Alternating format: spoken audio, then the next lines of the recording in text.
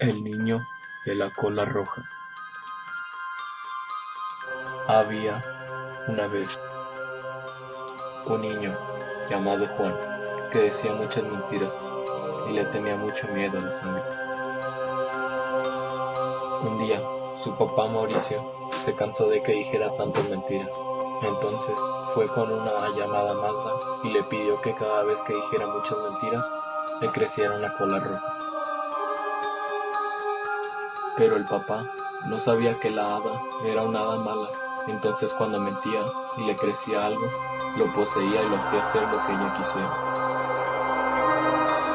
Un día, su maestra lo encontró copiando una tarea, entonces él empezó a mentir y se mareó, al gritar cuando le estaba saliendo la cola. Luego sus ojos se hicieron blancos y luego también la cola era blanca. Un día, su maestra lo encontró copiando una tarea, entonces él empezó a mentir y se mareó, al gritar cuando le estaba... Luego, con su cola, ahorcó a su maestra hasta ahogarla. La cola se empezó a poner roja. Luego, llegó la policía del oficial Chemú. Él fue el primero en la escena del crimen. Cuando llegó, vio la cola de Juan regresar a su normalidad. Pero Juan estaba durmiendo y no se acordaba de lo que había pasado.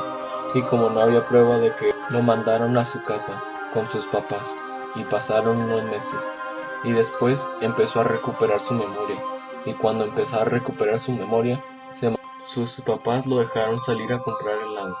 Luego se topó a uno de sus nuevos compañeros, y como quería ser nuevos amigos, empezó a mentir, y siguió mintiendo hasta que sus ojos se volvieron rojos, y el mismo proceso volvió a suceder. Empezó a envenenar a todos los que estaban en la tienda de helado. Así, siguió pasando por los siguientes meses, años, pero uno de esos accidentes atacó a su papá, que no sobrevivió al ataque. El siguiente ataque empezó en un parque famoso.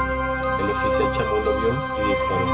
¡Bam, bam! Se oyó retumbar por todo el parque. ¡Bam, bam! Y Juan cayó contra el suelo, pero cuando se murió, su apariencia nunca cambió.